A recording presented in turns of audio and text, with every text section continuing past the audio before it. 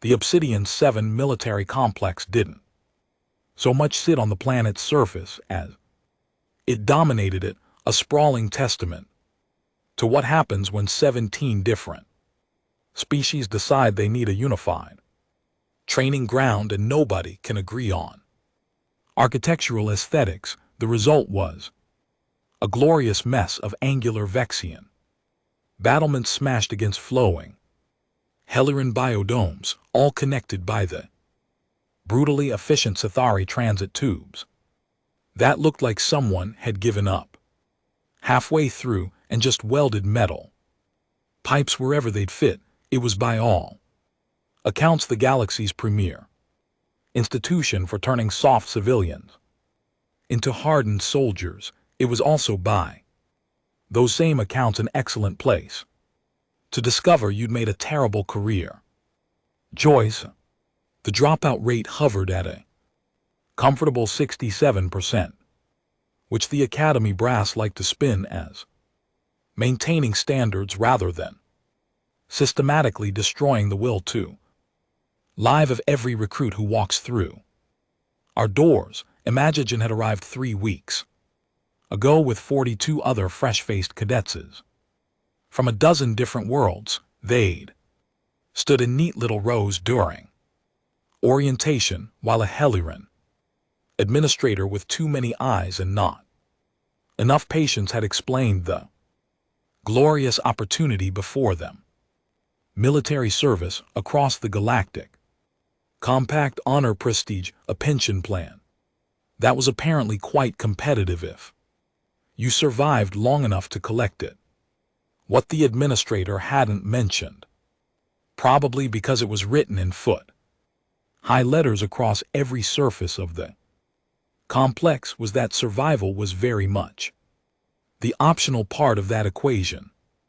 Imagigen stood now in Formation Bay 12, which was really just a fancy name for giant warehouse where they store cadets before doing terrible things to them. Around her, various species shifted nervously. To her left, a Cathari named Bren kept flexing all 4 of his arms, and what she'd learned was their species equivalent of anxious knuckle cracking. To her right, Praxon, a Helorian whose bioluminescent skin patterns had been showing off for the past 20 minutes, radiated the kind of confidence that usually preceded spectacular failure. She'd watched 17 cadets wash out in 3 weeks. Most went home with their dignity intact, if not their pride. 2 had gone home in medical pods. One particularly unfortunate Yulani had discovered that humans weren't the only species capable of stress-induced hair loss, though in their case it had been scales, which seemed significantly more concerning. The bay doors groaned open with the kind of mechanical shriek that suggested routine maintenance was more of a suggestion than a requirement. Every cadet's attention snapped forward. Drillmaster Oxhorn entered like a natural disaster with a rank insignia, 8 FT of scaled muscle, and ambient menace. The Vexian moved with the casual grace of something that had never encountered a threat it couldn't simply bite in. Half his species had evolved on a death world where the plants were carnivorous, the water was acidic, and the local wildlife considered peaceful coexistence to be a cute myth that weaker species told themselves before being eaten. Axhorn wore his service record like a second skin: 30 years of combat operations, 12 planetary campaigns, and a teaching assignment that was either a reward or a punishment depending on who you asked. His eyes, all 3 of them, because Rixians believed in redundancy, swept across the assembled cadetses with the kind of assessment usually reserved for meat at market. Cadetses, his voice rumbled out like tectonic plates having a disagreement. You are about to participate in exercise Crucible, our beloved jungle survival Training, I say beloved because the jungle certainly loves it. It loves it. Very much. It loves eating cadets who think their fancy academy training means they're ready for real threats. Nervous ripple went through the formation. Imagine kept her face carefully neutral. She'd learned early that showing emotion around Oxhorn was like showing blood around predators. It only encouraged him. The Muxhorn continued, clearly enjoying himself now. Is 200 square kilm of concentrated hostility. The plant life is carnivorous. The animal life is carnivorous. Even some of the rocks are questionably carnivorous, though xenobiology is still arguing about that. He began pacing his talons, clicking against the metal floor. Last cycle, we lost 4 cadets to equipment failure, 3 to predator attacks, 1 to what we're officially calling catastrophic decision-making skills, because their family requested we not use the phrase terminal stupidity in the report. Praxon shifted beside Imajogen, his bioluminescence flickering. Good. Nervous was better than cocky, though. She suspected he'd swing back to cocky the moment they were deployed. You will be issued standard survival kits, Oxhorn announced. Energy weapons with a 7-day charge, emergency beacons, ration packs that taste like despair but contain adequate nutrition, medical supplies for those of you smart enough to use them before bleeding out. His center eye focused on a particularly small Yulani cadet who looked like they were reconsidering every life choice that had led to this moment. Some of you will quit within the first day. This is acceptable. Some of you will be extracted due to injury. This is expected. Some of you will die. This is regrettable but statistically inevitable. The temperature in the bay seemed to drop several degrees. Exercise, Oxhorn said, his voice shifting from threatening to merely terrifying. Last 7 days. Reach the extraction point. Survive. Try not to make me fill out more paperwork than necessary. Dismissed for equipment distribution. You deploy at dawn. Formation broke with the kind of controlled chaos that came from military discipline, fighting against the primal urge to run screaming.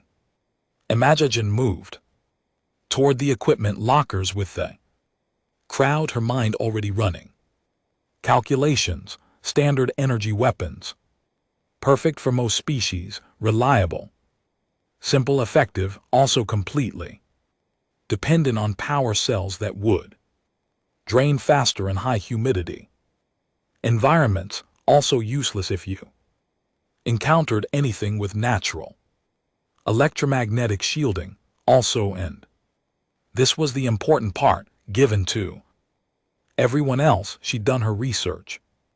The mall wasn't just hostile, it was specifically hostile to technology.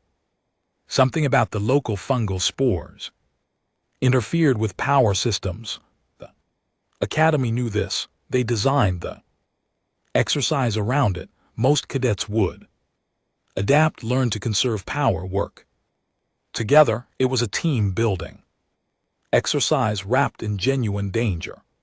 But Imagine hadn't left Earth and crossed half the galaxy to be most cadets. Equipment sergeant, a bored-looking Helleran who'd clearly distributed gear to 1,000 doomed cadets before, barely looked up as she approached.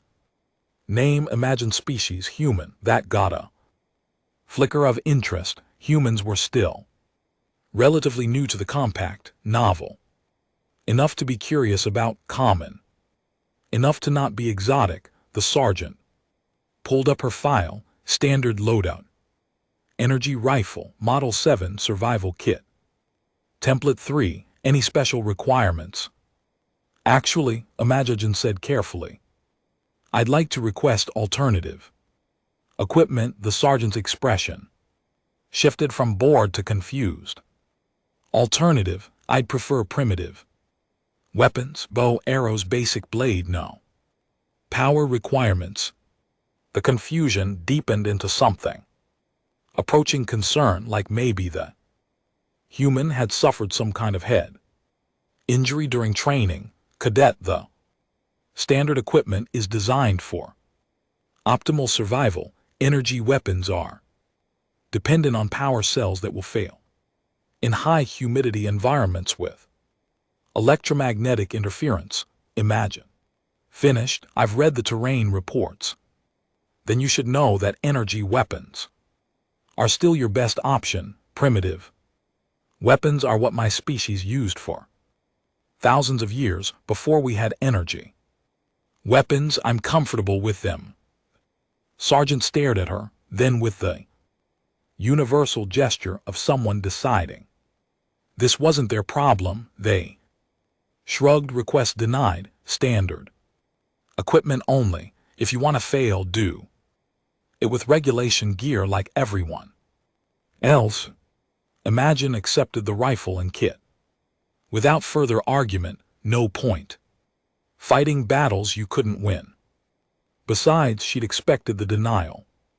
That's why she'd spent the last 3 weeks collecting scraps. The academy complex generated waste, broken furniture, damaged equipment, organic material from the biodome. Most of it went to recycling, but some of it ended up in cadet accessible areas. Nobody paid attention to a human collecting wood, scraps, and flexible branches. Nobody noticed when synthetic fibers from damaged uniforms disappeared. Nobody questioned why she'd requisitioned extra adhesive from the engineering labs for a personal project. In her locker, carefully hidden beneath regulation items, sat the components of her actual survival kit. 60 cm of flexible composite wood, bent and cured over 2 weeks. Synthetic cord that could handle 200 lb of tension. 30 arrows in various stages of completion, fletched with recycled materials, tipped with sharpened metal, scavenged from broken equipment. A bow, primitive, ancient, requiring no power source except her own muscles. Also, and this was the entertaining part, completely within regulations, because nowhere in the academy handbook did it say cadets couldn't bring their own supplementary equipment. Imogen returned to her bunk and began final preparations. Around her, other cadets checked their energy weapons, calibrated their beacons, and tried to project confidence. They clearly didn't feel. Praxon was holding court in the corner, explaining to anyone who'd listened how his superior Helleran reflexes would make the exercise trivial. Bren sat alone, methodically organizing his kit with all 4 hands, the picture of Cathari efficiency. Nobody paid attention to the human sitting quietly on her bunk, running her fingers along a curved piece of composite wood that would look like junk to anyone who didn't know what they were looking at. Dawn was 6 hours away. The M was waiting. Drillmaster Oxhorn had made it clear that the jungle devoured cadets with enthusiasm.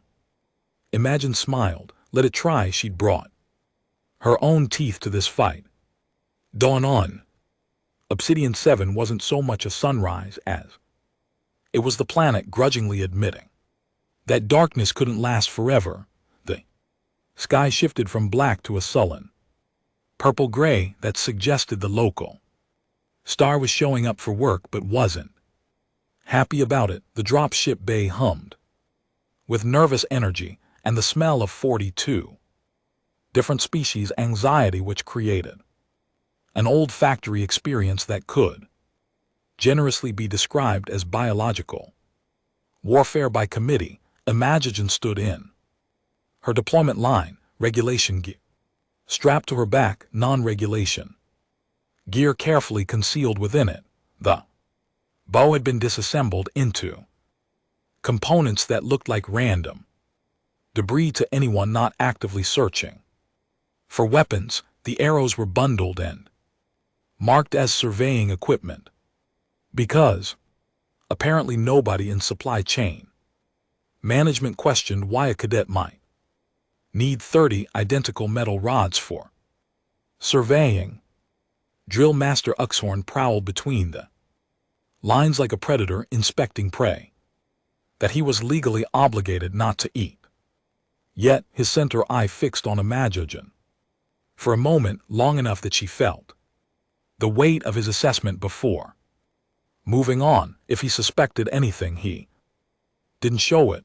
Then again, Vrexians had evolved poker faces back when Earth's ancestors were still figuring out how to breathe air without drowning in it.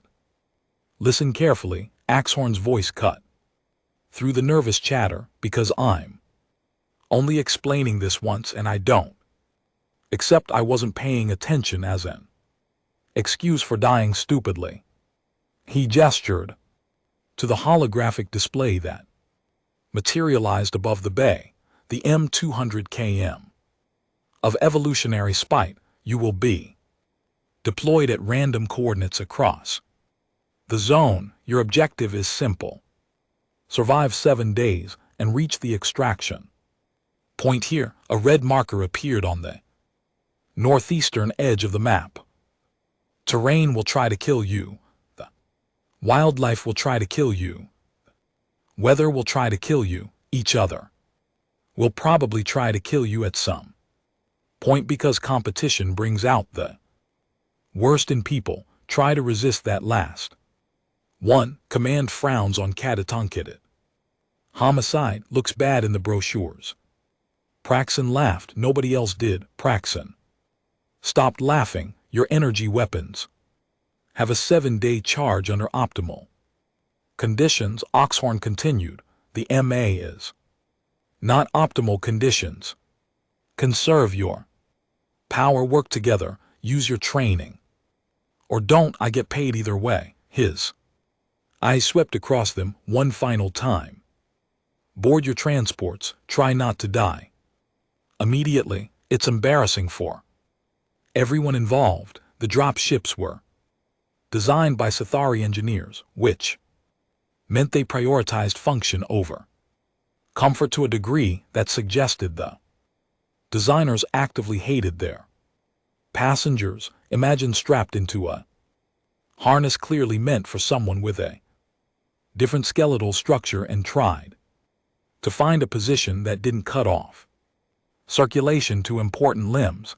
The ship lifted with all the grace of a drunk carrying furniture through the viewport. The Academy complex fell away, replaced by the sprawling green hell of the M. From altitude, it looked almost beautiful. A sea of emerald canopy, broken by the occasional cliff face or river system. From altitude, you couldn't see the carnivorous plants. You couldn't see the predators. You couldn't see the bones of previous cadets who'd learned the hard way that beautiful and safe were not synonyms. The pilot's voice crackled through the comm system. 30 seconds to first drop. Remember, tuck and roll. Don't try to land on your feet unless you want to mail your kneecaps home separately. Imagine checked her harness one final time around her. Other cadets did the same with varying levels of panic. A Yulani across from her was making a sound that was either prayer or severe digestive distress. Possibly both. 10 seconds. Good luck. Try not to haunt me. The bay doors opened. Wind screamed into the transport. The harness released, and then a mime was falling. The descent lasted 3 seconds and felt like 3 hours. The emergency chute deployed automatically at 50 m, jerking her skyward before dropping her into the Canopy with all the gentleness of a tactical strike, branches slapped, grabbed and generally expressed their disapproval of her presence before she crashed through to the forest floor in a heap that was 90% dignity loss and 10% actual injury. She lay there for a moment taking inventory, arms functional, legs present and responding to commands, pride wounded but recoverable gear mostly intact, though her regulation kit had deployed its contents across 3 m of forest floor like the world's worst yard sale. Imogen gathered her equipment with the efficiency of someone who'd practiced this exact scenario in her head approximately 300 times. The bow components came out first, hidden among the regulation debris. 2 minutes of assembly, fit the limbs, string the cord, test the tension. It flexed beautifully, the composite wood bending exactly as she'd calculated during those late-night construction sessions. Arrows came next, pulled from their disguised bundle and slotted into the improvised quiver she'd fashioned from recycled materials. They weren't perfect, the fletching was asymmetric. The tips were repurposed metal rather than proper broadheads, and any archer from Earth would have laughed themselves sick at the craftsmanship, but they'd fly, they'd penetrate, they'd kill. That was enough. The jungle around her pulsed with life and imminent violence. Bioluminescent fungi created pools of blue-green light in the shadows. Something in the canopy made a sound like screaming metal being tortured. The air was thick enough to chew, humid and heavy with the smell of decomposition and things that ate decomposers. Imogen consulted her tactical display wrist-mounted unit that currently showed her position as a blue dot in a sea of topographical data. The extraction point was 47 km northeast, 7 days, average 7 km per day, accounting for terrain and the inevitable complications that came from operating in the environment. Actively trying to murder you, she'd covered maybe 300 m when she encountered Praxton. The Helleran was examining his energy rifle with the kind of intense focus that suggested something had gone wrong, and he was trying to will it back to rightness through sheer determination. His bioluminescent patterns were flickering erratically. Anger, frustration, and a hint of fear that he was trying very hard to suppress. Equipment malfunction, Imogen asked, keeping her distance. Startled cadets with weapons were dangerous regardless of species. Praxton's head snapped up, multiple eyes focusing on her with the kind of intensity that came from being caught. Vulnerable, battery drained 20% already. That's impossible, I just charged. He stopped, actually looking at her for the first time. What is that? Imogen realized he was staring at the bow. Backup equipment, that's a primitive weapon. That's a functional weapon that doesn't need a battery. Praxton's patterns shifted to something that looked like condescension mixed with pity. You brought a stick to a survival exercise. I brought a tool that works regardless of power supply. You brought a paperweight with a 7-day timer. Whatever response Praxton was forming died in his throat as something massive crashed through the underbrush 30 m away. Both cadets froze. The jungle had gone suddenly, ominously quiet, the kind of quiet that in nature documentaries preceded footage of graphic violence and narrator commentary about the circle of life. The creature that emerged from the foliage looked like evolution had gotten drunk and combined the worst features of every ambush predator in the galaxy. Zix. legs each ending in claws designed for gripping and tearing, armored carapace that glistened with some kind of natural secretion, a head that was mostly mouth, and a mouth that was mostly teeth. Hexapod ambush beast native to the M, known for aggressive territorial behavior and a diet that consisted primarily of anything stupid enough to enter its territory. They'd entered its territory. Praxin raised his rifle. Movement was smooth, trained exactly what they drilled in combat scenarios. His finger found the trigger. He squeezed the rifle wed. The power indicator flickered. The shot that should have been a concentrated beam of coherent energy came out as a pathetic spark that wouldn't have stunned a particularly motivated insect. The hexapod charged. Praxin dove left.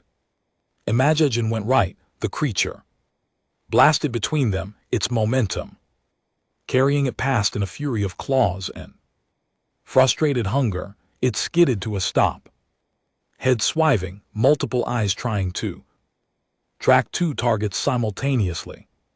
Praxin was shouting something in his native language that probably wasn't complimentary to anyone's ancestry. His rifle was completely dead now, the power indicator showing nothing but dark emptiness. He fumbled for his backup blade, a standard-issue combat knife that looked very small compared to the creature currently deciding which cadet to eat first. Imagine moved without thinking, muscle memory, and 3 weeks of secret practice taking over. She drew, knocked, anchored, and released in one fluid motion that would have made her archery instructor back on Earth weep with pride. The arrow flew. It wasn't a perfect shot. Perfect would have been the eye. Instant kill, minimal suffering for the creature that was just following its biological imperatives. Instead, the arrow caught the hexapod, its forward shoulder, or what passed for a shoulder on something with 6 legs, and a body plan that suggested its evolutionary ancestors had given up on anatomical sensibility. The creature screamed. It was the kind of sound that would haunt nightmares for weeks afterward, but more importantly, it stopped charging. The arrow had penetrated deep, clearly hitting something vital enough to make the beast reconsider its lunge options. Imagogen had already knocked a second arrow. This one went for the head. This one didn't miss. The hexapod collapsed like someone had cut its power supply, which was ironic given that it was one of the few things in this jungle that didn't run on batteries. Silence fell over the clearing, not the ominous predator silence from before, but the shocked silence that came from watching someone kill an apex predator with what amounted to a sharpened stick thrown really fast. Praxin stared at the dead creature, then ATM, then at the bow in her hands, then back at the creature. His bioluminescent patterns cycled through colors that probably had names in Helleran, but in any language translated roughly to what the actual hell just happened. Yuhi started. Stop. Tried again. That thing you just with a stick with a bow. Imagine corrected, already moving to retrieve her arrows. Waste not, want not, especially when you only had 30 arrows and 7 days of survival ahead. The first arrow was ruined, the tip bent beyond repair. From hitting bone, she discarded it after removing the salvageable shaft.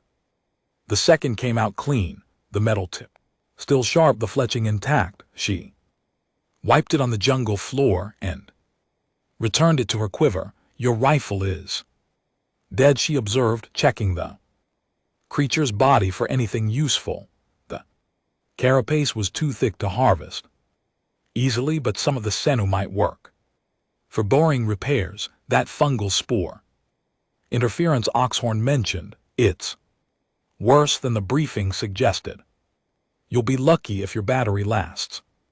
Another day at this rate. Praxon looked at his rifle like it had personally betrayed him. This is military grade equipment. It's supposed to work under optimal conditions. This is the MA. Nothing here is optimal. Imagine finished her harvesting and stood. You should head for the extraction point. 7 days is a long time to survive without a functional weapon. She started walking. Behind her, Praxon stood in the clearing with his dead rifle and his wounded pride, watching the human disappear into the jungle with her primitive stick and her working arrows. In the Academy's command center, Drillmaster Oxhorn watched the tactical feed with his 3 eyes fixed on a single blue indicator. Dot. The dot representing the human cadet who just killed an ambush beast with equipment that belonged in a museum. Interesting, he rumbled to himself. Very interesting indeed. The jungle had tried to devour a cadet. The cadet had shot back. This was going to be an entertaining week. Day 3 in the M.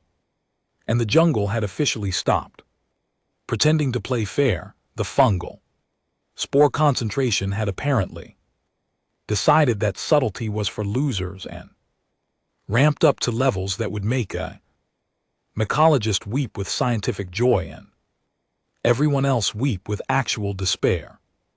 Every piece of technology more sophisticated than a pointed stick was dying faster than career prospects at a military academy with a 67% dropout rate.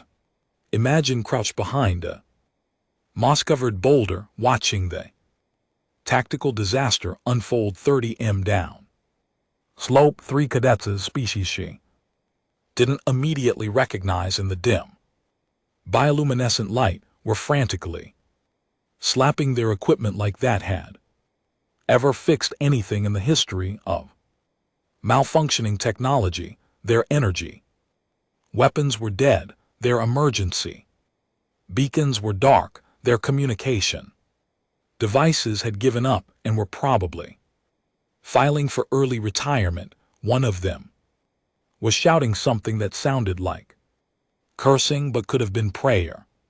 The other 2 had drawn combat knives and were standing back to back, which was tactically sound if you ignored the part where they were surrounded by approximately 7 creatures that looked like nightmares had bred with worst nightmares and produced offspring that specialized in eating cadets who'd lost their high-tech advantages. Imagined she could walk away, should walk away. This was a survival exercise, not a rescue mission. Helping other cadets wasn't explicitly forbidden, but it wasn't encouraged either. The Academy's philosophy leaned heavily toward forge your own path or die trying. Either way we get data. But walking away felt wrong in a way that had nothing to do with regulations and everything to do with the fact that she was human, and humans had a terrible habit of helping people even when it was strategically inadvisable. She drew an arrow, tested the wind. Minimal. Thank whatever gods governed this hellscape, and picked her first target. The creatures were circling, working themselves up to attack formation. Pack hunters, intelligent enough to coordinate, stupid enough to not notice the human with the bow. 50 m up slope. Their mistake. The first arrow took the lead predator through the skull. Clean kill, instant drop. The pack scattered in confusion, trying to identify the threat. Imagine was already knocking her. Second arrow. The second shot caught another predator mid-leap. Not a kill shot. She'd rushed it, but the creature went down screaming, and that was almost Better because now the pack was panicking. Predators were brave when they had overwhelming advantage. Take away the advantage, and they remembered that getting killed while hunting was terrible for life expectancy. The remaining 5 creatures bolted into the underbrush like someone had announced mandatory formation drill. Imagine descended the slope, bow-ready eyes scanning for secondary threats. 3 cadets stared at her with the universal expression of people whose worldview had just been violently readjusted. Your weapons are dead, she observed, retrieving her arrows. The kill shot was still good. The second arrow's tip was bent. She grimaced and discarded it, down to 26 arrows. Math was becoming uncomfortable. Everything's dead, one of the cadets replied. Cathari, she realized now, seeing the forearms more clearly in better light. Male, judging by the vocal patterns. Power cells failed 6 hours ago. Comms went dark 3 hours after that. We're blind out here, not blind. Imagine. Corrected. You've got eyes, you've got hands, you've got 7 days of training. That didn't involve batteries. She gestured at the jungle around them. This environment is hostile, but it's not impossible. Humans survived worse with less. Humans didn't have to deal with carnivorous plants and electromagnetic interference. Another cadet muttered. Humans dealt with carnivorous plants, volcanic eruptions, ice ages, predators with better teeth, faster legs, and actual venom. We survived because we adapted. You can too. She checked her tactical display, still functional, barely, showing 23 cadets remaining active, 19 dropouts or casualties in 3 days. The math was ugly. Extraction point is northeast, 42 km. Move during daylight, shelter at night. Avoid anything that looks hungry. You'll make it. The Sathari Bren, his uniform tag. Reed studied her with all 4 eyes. You're helping us. Why? Imagine. Consider the question. Why was she helping? Because it was right. Because humans were pack animals who helped their pack. Because leaving people to die when you could prevent it was the kind of thing that kept you awake at night with regret. Because she said, finally, we're all trying to survive the same nightmare. Might as well survive it together. She started to leave. Bren's voice stopped her. Wait. You're heading to extraction eventually. Scouting first, making sure the path is clear. Can we? He hesitated. Pride wearing with pragmatism. Can we travel with you, at least until our backup power cells recharge enough for basic functions? Imagine looked at the 3 cadets, looked at their dead equipment, looked at the jungle that was absolutely going to kill them if they went alone. Keep up, she said, and if something tries to eat us, don't scream. It just encourages them. In the command center, Drillmaster Oxhorn watched the human's indicator merge with 3 other dots. His center eye narrowed thoughtfully. Interesting choice, cadet, he rumbled. Let's see if compassion gets you killed or makes you stronger. He opened a private comm channel, bypassing standard protocols.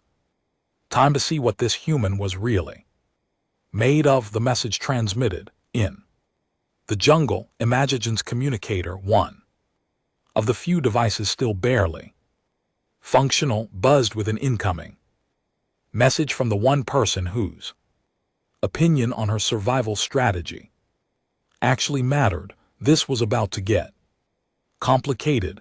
Day 7 arrived with the enthusiasm of a student realizing finals were today, and they'd studied nothing.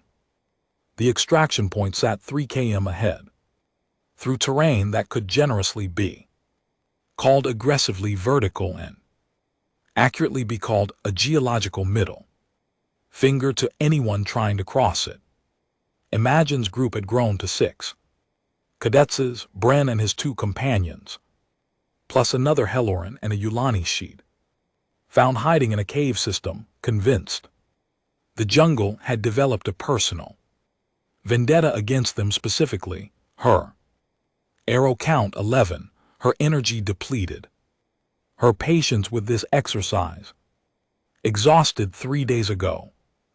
Communicator buzzed. Oxhorn's message was brief and characteristically unhelpful. Apex predator between you and extraction. Suggest avoiding it or don't your funeral. Helpful, Imagine muttered. Bren looked over her shoulder at the message. Apex predator, that's the armored behemoth. Yes, the one that took down 5 cadets yesterday. That would be the one, and we're walking toward it. We're walking toward extraction. If it happens to be in the way, we'll adapt. They crested the ridge an hour later and found the behemoth exactly where the tactical display suggested it would be, directly in their path, looking like evolution had designed the perfect cadet killing machine and then added extra killing features just to show off. 4M tall, armored hide that probably laughed at energy weapons when they were functional, claws that could disembowel anything stupid enough to get close, intelligence in those eyes that suggested it understood tactics, strategy, and the general concept of making cadets regret their life choices. Behind the behemoth, clearly visible, sat the extraction zone. Ships were already landing, collecting the cadets who'd made it so close. Might as well have been on another planet. We could go around, the Yalani suggested hopefully. Around his 15 km through his 200 m. Imagine studied the creature, watching its movement patterns, its attention cycles, the way it favored its left side. Slightly, old injury, maybe weakness. Definitely, I can work with 200 m. You're going to shoot it, Brennick said.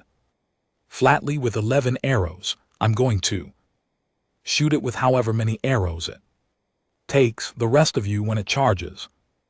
And it will charge, you scatter, make yourselves difficult targets, don't try to fight it, just survive. She drew an arrow, the bow creaked softly, comfortable in her hands, like an old friend who'd been through hell alongside her. The behemoth noticed the movement, head swiving, eyes locking onto her position.